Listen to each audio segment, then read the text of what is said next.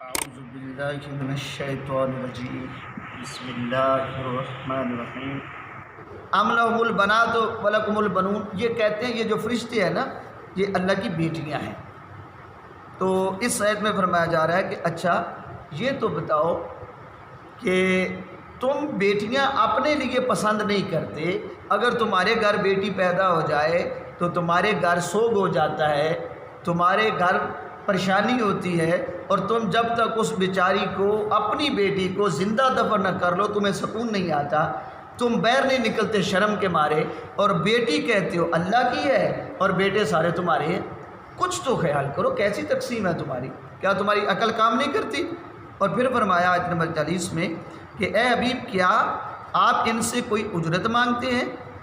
پس وہ چٹی کے بوجھ دبے کے نیچے دبے چلے جا رہے ہیں۔ یعنی آپ جب انہیں کہتے ہیں یہ غلط کام ہے نہ کرو، اپنی معصوم بیٹیوں کو دفن نہ کرو، یہ جو تم پانی پلانے پہ جھگڑے ہیں، روز قتل کرتے ہو، یہ کام چھوڑ دو، تم انہیں کہتے ہو کہ بھائی یہ ناپ تول میں فراڈ نہ کرو، دھوکہ نہ دو، لوگوں کا مال نہ چھینو، ایک دوسرے سے لڑو، ان باتوں کی اجرت دیتے ہیں یہ۔ یعنی میں ابھی آپ کو قرآن سنا رہا ہوں اور میں آپ کو کہا کہ کل سارے جو ہے نا 10 روپے لے آئے اس کی اجرت، تو آپ پھر تو کہیں جی ہم تو نہیں سنتے۔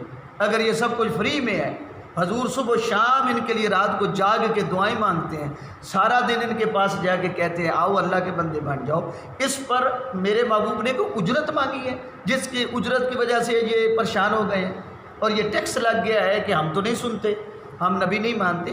یہ تو بتاؤ میرے محبوب نے کوئی تم سے مطالبہ کیا ہے کہ میں جو دعوت دے رہا ہوں اس کے پیسے دو؟ ایسی بھی کوئی بات نہیں ہے۔ میرا محبوب اپنے گھر سے کھا کے آتا ہے اور تمہیں تعلیم دیتا ہے اور تمہیں نیکی کی دعوت دیتا ہے، اور پریشانی تمہیں ہو گئی ہے۔ اور ایک بات یہ بھی رکھیں کہ یہ جنہوں نے پوری یہ پروگرام اور دارالندوہ کے اندر بیٹھ کر حضور کے خلاف سازش کی تھی کہ ہم ان کو شہید کر دیتے ہیں، معاذ اللہ ختم کر دیتے ہیں، قتل کر دیتے ہیں، جو پلانیں کی تھی، جتنے لوگ اس میں شامل تھے اس پروگرام میں جو میٹنگ ہوئی تھی، وہ سارے کے سارے غزوہ بدر میں مارے گئے تھے۔ اللہ کریم نے انہیں بتا دیا تھا میرے محبوب سے تمہاری دشمنی جو ہے نا اس کا بدلہ ہم لے گئے۔ پیچھے پڑھ کے ہے نا کہ جب اللہ بدلہ لیتا ہے تو کوئی روکنے والا نہیں۔ اس دارالندوہ کے اندر جو میٹنگ ہوئی تھی اس میں جس نے بھی حصہ لیا تھا، اللہ کریم نے غزوہ بدر جو 17 رمضان المبارک کو واقع ہوا تھا بدر کے مقام پر، تو اس کے اندر ان سارے کافروں کو اللہ نے واسطے جہنم کر دیا، یہ جو تو پروگرام بنا تھے حضور کے خلاف۔ اور پھر فرمایا کہ ام عندہم الغیب فہم یکتبون، کیا ان کے پاس غیب کا علم ہے؟ پاس کو لکھ لیتے ہیں، ان کے پاس کیا ہے جس پر یہ بیٹھ کر یہ دعویٰ کرتے ہیں یہ رسول نہیں ہے، یہ اللہ کا کلام نہیں ہے؟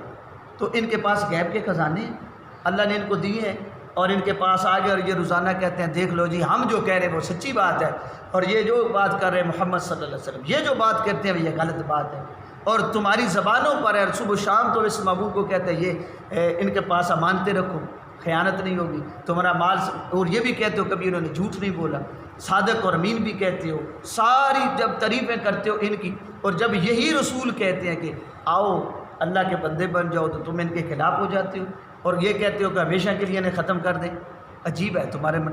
تو یہ عنایات میں اللہ کریم انہیں سمجھا رہا ہے کہ اے کافرو یاد رکھو یہ میرے محبوب کو کچھ نہیں ہوگا، یہ چراغ جلتا ہی رہے گا، یہ سورج چمکتا رہے گا، اور اس کی روشنی سے قیامت تک لوگ فیض لیتے رہیں گے۔ رہی بات تمہاری تو تمہارا نام و نشان نہیں ہوگا۔ اللہ کریم نے پوری صورت عطا کر فرمایا ان اعطیناک الکوثر فصل لربک وانحر ان شانئک هو الابتر۔ محبوب یہ آپ کو کہتے ہیں کہ ان کا بیٹا کوئی نہیں، یعنی حضور کے جب آپ کے بیٹے فوت ہوئے تو کہنے لگے ان کا بیٹا کوئی نہیں، ان کی نسل کیسے چلے گی؟